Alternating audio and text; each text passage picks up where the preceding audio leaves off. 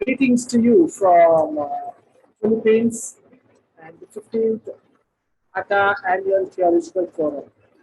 If you all can hear me, let me see a thumbs up. Let me see your hands waving at me. I'm so excited to be over here to help you with the presentation that is going to be made by Dr. David Odhiambo. And it's raining in Philippines right now. God is blessing the country of Philippines with good rain. So in case you find any disturbance because of the rain, and if you're having any internet problems, kindly bear with us, and our organizers will do something while, if at all, I get cut. For today's presentation, we have with us Dr. David Odhiambo, who's going to present to us small groups in the family context of the African church.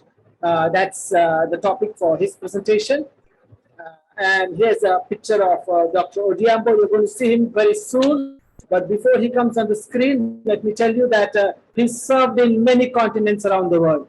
He studied in India. That's where I come from. He did his Bachelor's of Theology from Spicer College. He did his Master's of Divinity from Nairobi in Kenya. And of course, he was in Asia, in Philippines, to do his PhD in New Testament studies. So we're very happy that we have with us Dr. Odhiambo, a very skilled person in the New Testament, who is going to share with us in our forum today. He, at the moment, is a lecturer at the Adventist University of Africa. He specializes in Greek and New Testament, and he is the program director for the Pastoral Theology Masters of Arts. He enjoys teaching and preaching. He's inspired by his wife, Dr. Janet, and they have 3 young adult girls, Camelia, Barbara, and Ashley, and their teenage boy, Asher. May I present to you Dr. David Odhiambo, who's going to present to us small groups in the family context of the African church. The time is yours. May God bless you, Dr. Odhiambo, as you present your topic. Thank you so much, Brother Ronald, and to all the family at IS. I look at you all and I miss you, and I'm grateful the Lord has continued to sustain all of you.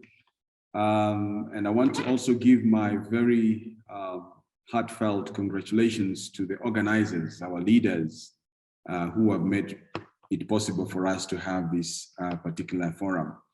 Let me take an opportunity to bring forth what I consider to be still work in progress, and therefore I'll be very glad to receive your feedbacks. This is small groups, as you can see, a little bit of, again, some adjustment on the title, Small Groups and African Family, a Paradigm for the African Church. This is June 3rd, and an introduction to this. Now, the advent of the COVID pandemic saw unprecedented changes in the public worship service of the local churches. I think this is a reality that hit all of us around the world, that all public worship or physical gathering shifted to houses and homes.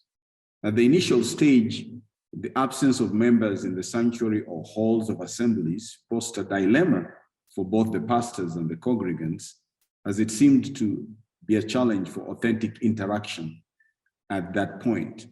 But as it were, through virtual means, overall interactions of the church members continued in small groups within the family setting at home.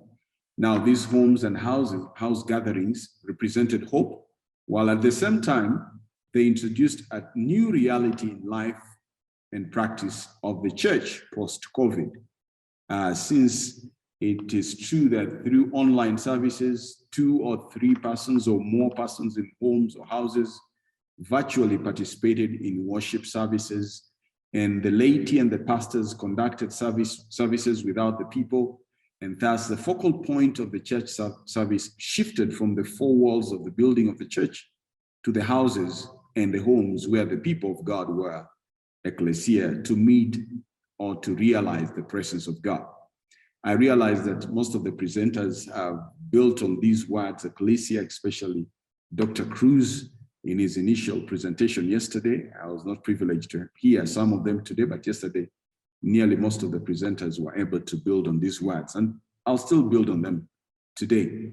Well, the scenario that we see post-COVID parallels one of the various models of house churches in the early Christian church. One model of the ancient house churches included a building where members congregated to pray, while the place remained a private residence. That is, as Michael White in the Origins of Christian Architecture alleges. And we also know that in other places, house assemblies gathered in a remodeled private residence. As the congregation grew, a new and a larger structure, specifically as a church became the gathering place. So this latter model of a private residence offers an appropriate pattern to the emerging house and home church post-COVID. And it is of this that this study first describes the house assemblies as they were in the early Christian church. And then the second will be evaluating the efficacy of the service in the small church of the house churches. And finally, and lastly, explore how the modern African church can pursue the benefit of small group dynamics based on the communal orientation of the African family or community to grow, nurture, and disciple, and even growth fellowship. I think there is some repetition there, but essentially want to say that if the African church can be able to plug into the orientation of the African culture, if I would say, the African family that is communal, then we will be only requiring the technical aspects of small groups that today have been realized, because the African culture, essentially, it's a communal culture, as will be established in a little while. So first of all, we want to look at small groups in the early Christian era. This is a part which many presenters have already exhausted, so we will just sort of be going through it as a repetition. Now, there are traces of intimate small groups gathering as definitive expressions of the church in the early Christian era. These small groups sprang out of apostles' proclamation of the message about Christ, and they brought people into intimate relationship with God. The communities gathered from house to house. Time may not allow us to read some of these texts, but probably if you make reference, you can see that these communities were from house to house. The gathering were from house to house. Now we see Paul in his address, in his letters, greeting people who are meeting in homes and houses, especially in 1 Corinthians 16, Romans 16. You could be able to find those references where Paul in his writing is passing greetings or bringing greetings from the church that is gathered in a particular member's home. In that way, giving us clues of these small groups. Now, Mix observes that the home and the house setting formed the social location, the constituents of the church, and the place of private domestic activities. All these were merged together. I was actually privileged 3 weeks ago to be in Greece, and I saw the part of how this was a reality, that the houses where currently this was an Orthodox church, where an Orthodox church was built, and the oldest Orthodox church that comes from about 1400. And there was a house, and the person who was taking me around told me the house was belonged to the person. It was a residence, somebody's residence. The church was built, but there was also a residence that was there. And that gives sort of a classical example of what you're saying. In a sense, one family became the first level of the church as a Christian community gathered around it. For example, Paul says, Aquila and Priscilla and their house church sends greetings in the Lord. This is a place where we see a house becoming the focal point of the church. So subsequently, as the congregations grew, the private dwellings now evolved into assemblies of Christian households and individuals. Now, still on this, Paul identifies persons and properties of households as the oikos and oika, respectively, meaning as he refers to the persons, he uses the word oikos, and when he refers to the household, he uses the word oika, which he says in an instance, he says that he baptized the house, he uses the word oikos, of Stephanas, and commends Stephanas' household, oika, as the first fruit of Achaia, has devoted themselves to the service of the Lord. So these two words, oikos and oika, I guess Dr. Cruz made some inferences on this. I won't belabor them so much, but we can see how Paul tends to use them with certain broader range. Luke uses oikos when he refers to the baptism of the household of Lydia, that was the household of Lydia, and the Philippi, when Paul baptizes the Philippi jailer, again, the word oikos is used, and Crippus, the synagogue of Corinth, again, the word oikos is used. So these are all examples of small groups, meaning house gatherings that are considered to be the center of worship in the early church. Luke uses that's a repetition. Now, these occurrences of the Greek oikos denotes wealth, possession, physical room, whereas the word oika infers relatives, servants, and even clients of the household. Both these words, however, are used interchangeably for the dwelling, for the family, and the kid. Now, given the topic we are trying to propose here, that the houses become the center of God's presence or worship, especially in our African context, we are trying to see that this sort of was the norm in the early church. Now, we see it's hardly surprising that this household and the familial terminologies permeate Pauline literature regarding Christian community, meaning you find this oikas and oika, the language that he uses for the household and the people in the household. Paul, you'll find them scattered over what Paul writes. Now, this is not surprising in the sense that given the Judaism roots that Paul had, Paul heavily drew from a Jewish social strata in identifying the new people of God. So Paul is not just utilizing a terminology, but Paul is drawing from his social strata, meaning the word oikos draws from an understanding that Paul had regarding the gathering of God's people. So just as Israel was the house or the household of God, Paul similarly understood that the house church was also the gathering of God's people, building on the Old Testament social strata. So the recipient of Paul's letters, we see the reason why Paul would use the word brothers and sisters, and sometimes analogically refers to himself as a father of those whom he has nurtured, and in some places even identifies himself as a pregnant woman giving birth to the Galatians. These are all familiar terminologies, giving hint to the significance of the house gatherings and the house social strata.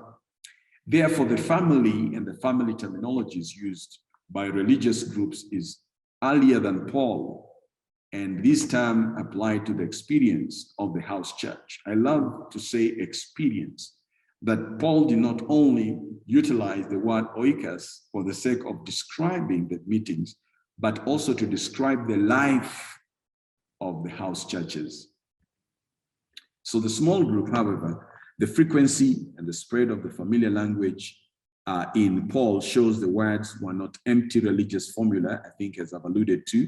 So Paul as an apostle, the father of the community as a family, the practical need was to meet in a private home was clearly mixed with Paul's theological understanding of the Christian community.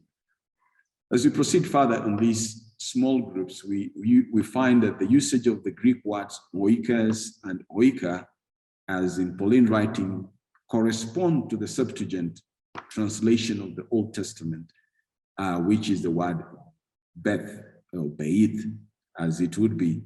So this Hebrew word beth, which is house, bears the range of senses in different contexts. It's not only house, but it would be used widely. Again, one speaker yesterday alluded to that.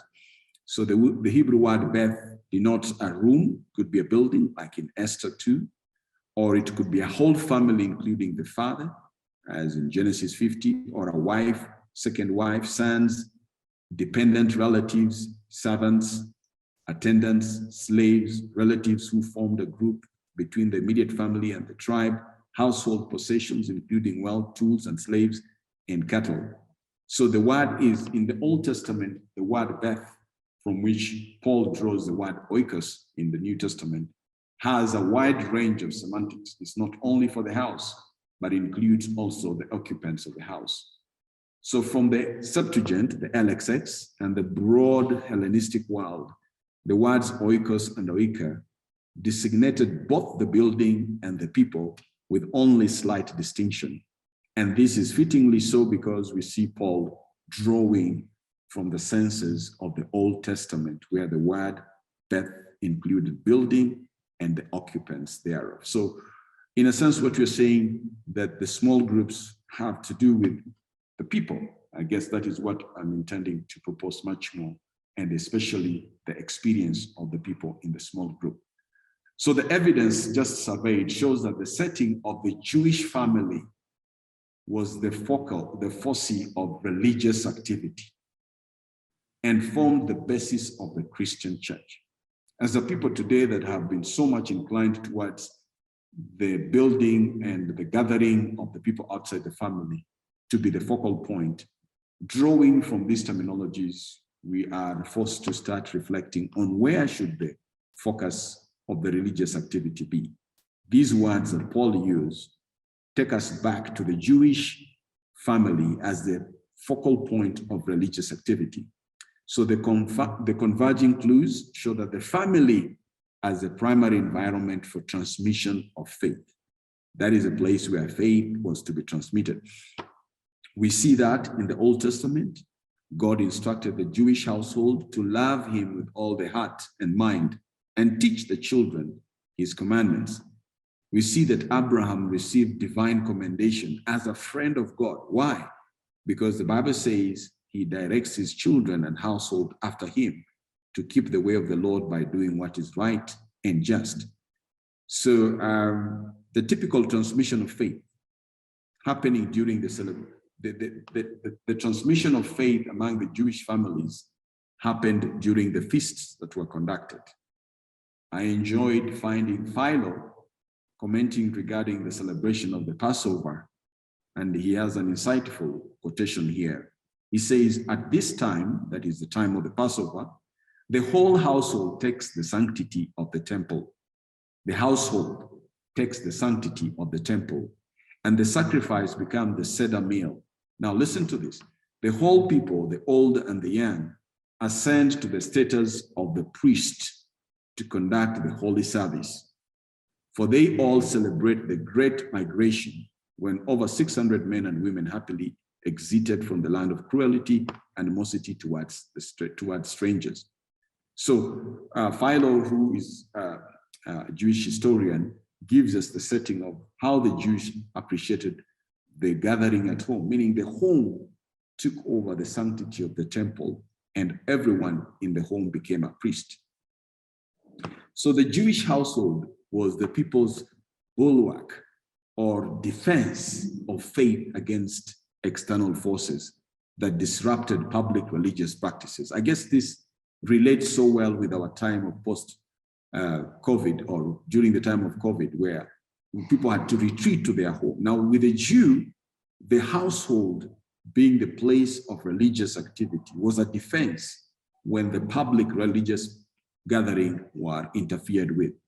Now, Vincent Branick observes that archaeological discoveries of the Essene community at the Qumran shows expressions of religious life and practices in houses, meaning the houses of these people were like they have discovered archaeology has discovered that they had a life of religious practices. So it's possible then to surmise or summarize that the private house formed the nucleus of religious development within the Jewish religious economy, and this underwent renovation with centuries. So the function of the household in the early Christian church is that the household and consequently the house church of the early Christian church formed the basis for satisfying relationships, purposeful interaction, and designated role, the household. Remember, we are focusing on the family, the African family, and how we can also be able to develop it as a center of spiritual growth.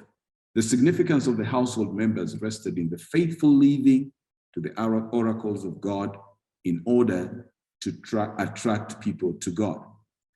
The functions of the household, we remember Luke comments on the life of the apostles, which is insightful. He says, day by day, attending temple together, breaking the bread, and they received food with glad and generous hearts, and praying to God, having favor with all the people, and the Lord added to the number, day by day, those who were being saved. Still a little aspect of the function of this household, meaning it was not just a gathering, but it developed intense relationship, the sharing of all things in common. The household members developed a sense of belonging and necessity to be assigned tasks to meet the concerns of those who are within the fellowship. And in that way, we see a sort of leadership growing. So the intimate connection of household assemblies led to the formation of internal structures to serve both the fellowship and the larger society. And the households gathered for prayers, collection of material and financial assistance for other households as they continue. Looking still, moreover, baptisms happened within households, not just individuals, but households were baptized out of these other households. Now, Delhi actually affirms the aspect of the small group, and he says the small groups involves personal functions, that is, aids personal spiritual growth, maintains functions, that's develop functions within the koinonia, and then the task which mobilize commitment and ministry. These are the three aspects which I think Delhi, I'm drawing from him the categories just to sum up what I'm saying regarding the function of the household, that they develop personal spiritual growth and also develop the function of the unity and also the task of mobilizing for commitment and the ministry outside the home. The small group of the house church, therefore, we could say facilitated, number one, personal ministry, personal spiritual growth, the household nurture, meaning everyone in the, and then evangelism, the mobilization, the commitment, and of the early church and then. So relating to the African paradigms that we could draw from and the small group typologies, one of the things is understood. Historically, African family expressed itself in the context of social bonds and cultural traditions rather than through individuals. The African community is a community that expresses itself within its social context rather than the individual talents and traits. And as Ramos asserts, the African community is an ongoing dynamic of association of men and women who have a special commitment to one another and have developed a distinct sense of common life. Now, in the context of the communal life, a person's life is the story of dealing with material and moral world of the community that they live in. The history of his or her relationship was a particular group of social. So an African is an African within the community that he stays. This is a social contract. Individual choices of life are those constrained by the pursuits of the community. You're looking at African family and the social and the small group typologies. So the flavor of an African communal life is well captured by Wagid as he says that your child is my child. Your child and my child is yours. That's what the African slogan goes at. Your child is mine and my child is yours. The communal aspect. The implication is that the child belongs to the community, and the community ensures the development of an individual child into the significant member of the community and an asset for all of them.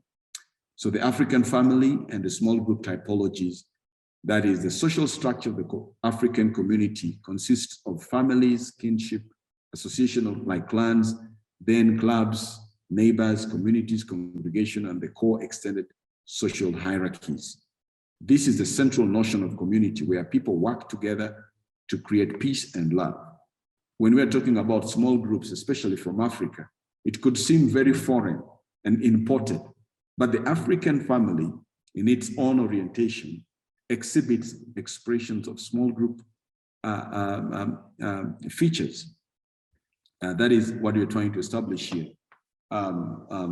Yeke affirms that within the metrics of the African community, a person's interests are bound up with the interests of the group over a great number of issues of life and well-being.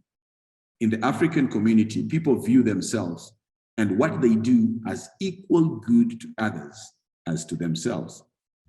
Still looking at the typologies is that Geke will conclude that members of a community also consider themselves primarily as members of a group that have common interests and goals and values. So African community used to and still advocate the advancement of communal life, and commonly known as the Ubuntu. Again, Dr. Cruz alluded to that in his keynote presentation. Now, scholars have many definitions of the term Ubuntu, but according to Battle, the concept of Ubuntu originates with the Xhosa expression, Omuntu, Gumuntu, Gabaye, Abantu, which means each individual's humanity is ideally expressed in relationship with others. So the morphology of this term Ubuntu consists of the prefix Ubu and stems from Untu. And essentially the word is the idea of being in general.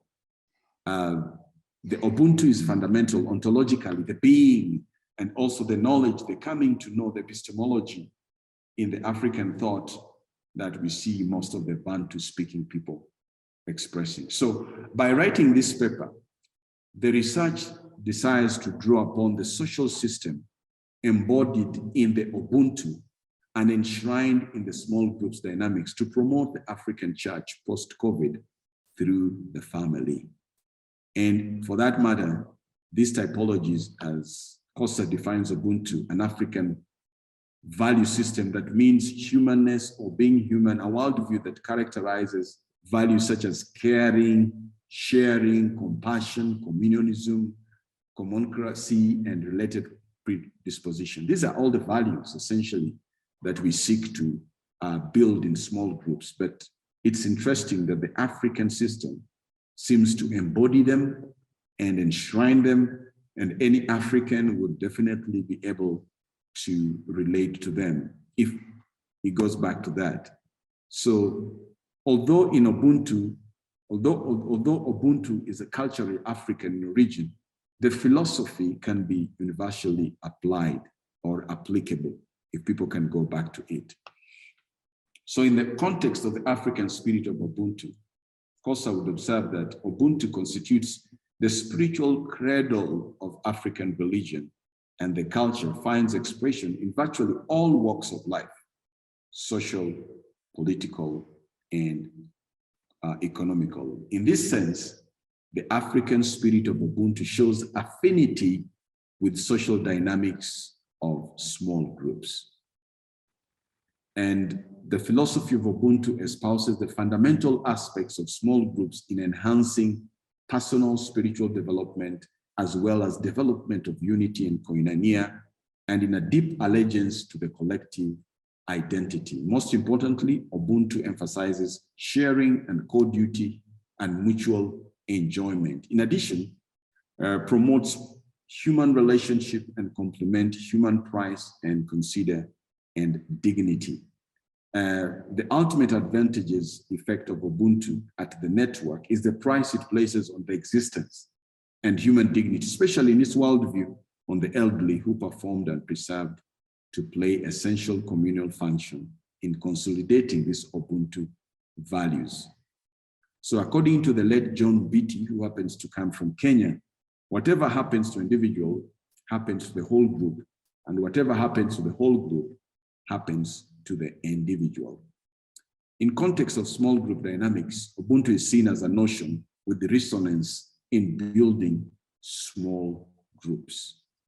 And generally, according to small groups and cell groups, as Grammel will say, because of the intimacy that becomes possible due to their smaller size, emphasis placed upon sharing one another's lives, the importance given to small group as a basic unit of the church life, cells have a greater capacity to create effective community than other models of church life. We can see that resonance between African family and the small group. So small group ministry can be a platform for community outreach with quick and lasting results.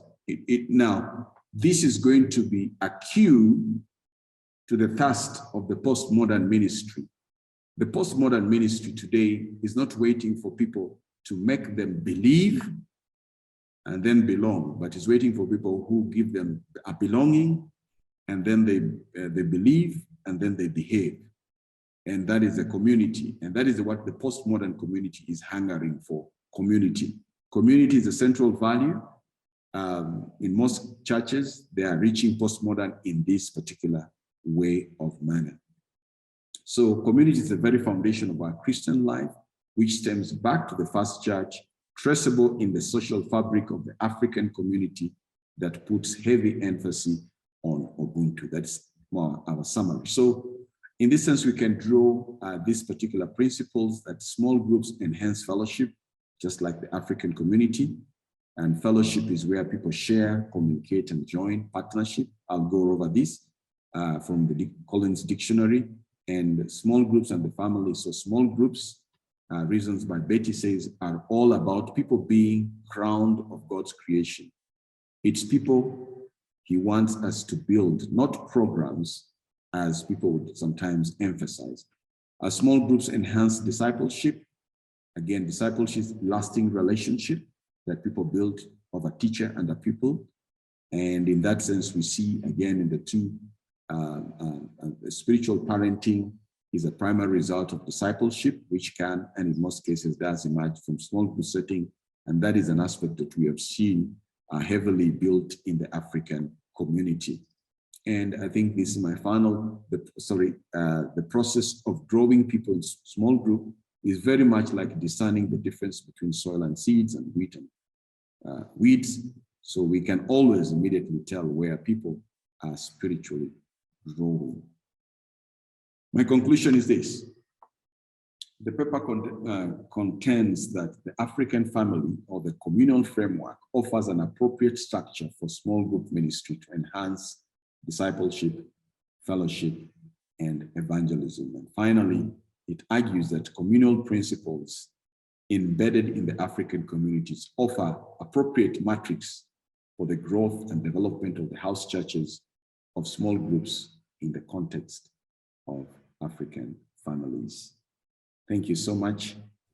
That is our work in progress, and I'll appreciate your feedback. Thank you very much, Dr. Odhiambo, for that wonderful presentation. We are very gracious that you were able to present such a scholarly paper. We have overshot our time. So if there are any questions, I haven't seen any question right now on our chat box. But if there are any questions, we sure would like to look for questions. Okay, here's a question.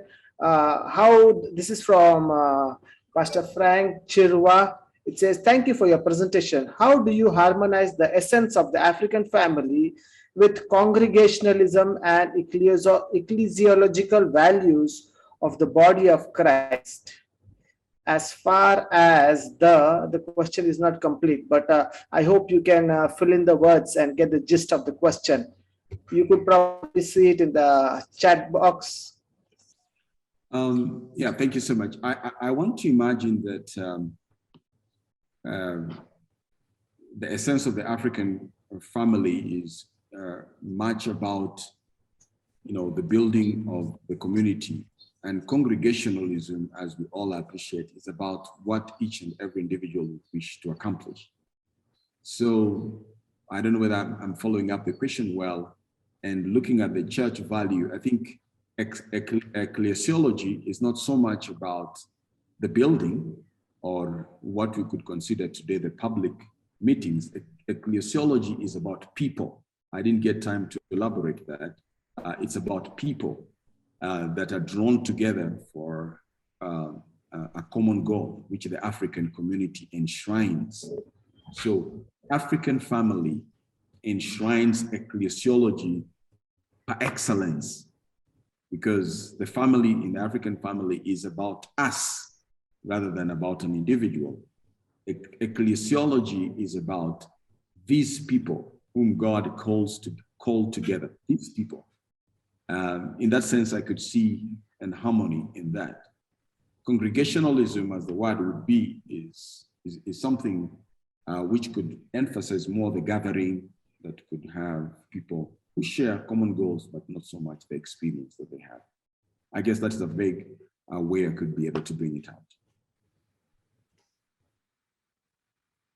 Thank you very much. I would just like to, before we wind up, just want to share with you a note of recognition, a certificate of recognition to Dr. David Odhiambo.